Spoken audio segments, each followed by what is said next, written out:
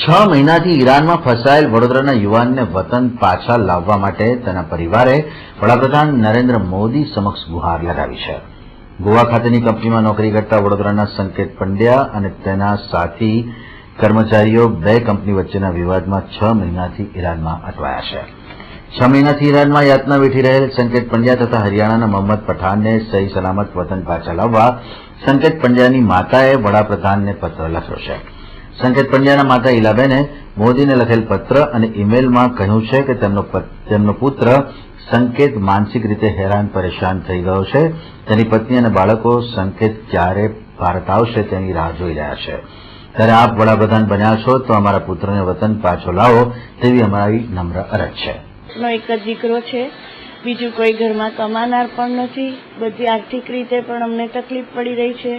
પુત્ર વધુ છે, એક જ છે. નાના 2 બાળકો છે.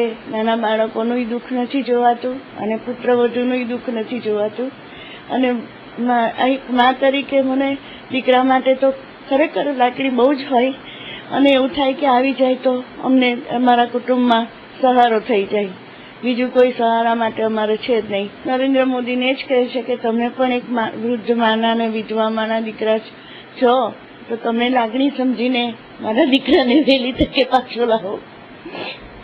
એ જ કહેવા માંગે છે ને. કંપની પર દબાણ લાવે. આ 2 કંપનીના ડિસ્પ્યુટ છે ને, એટલે એમ્બેસી પણ કશું કરી શકતી નથી. મારા દીકરો એમ્બેસીમાં જ છે ઈરાનની, અને એ લોકો એના નીચા હેઠળ છે, સુરક્ષિત છે. પણ આપણને ટેન્શન બહુ રહે છે કે આવી જાય. 7 મહિના થયા અને હજુ આવ્યો નથી.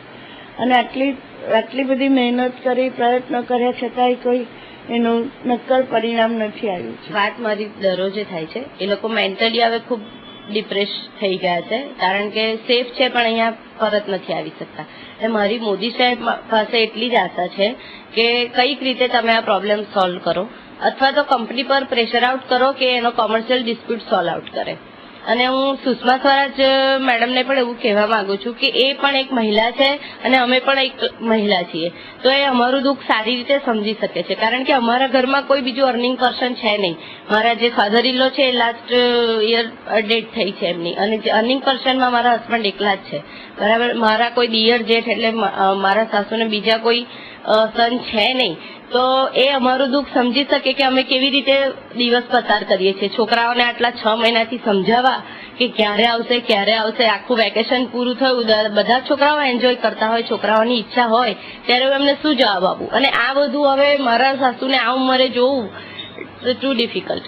એટલે હું સુષ્મા સ્વરાજને એમ જ કહેવા માંગુ છું કે એક મહિલા તરીકે તમે મારું દુઃખ સારી રીતે સમજી શકો છો, તો આ પ્રોબ્લેમ સોલ્વ આઉટ કરવામાં વહેલી તકે આમાં કંઈક એક્શન લો.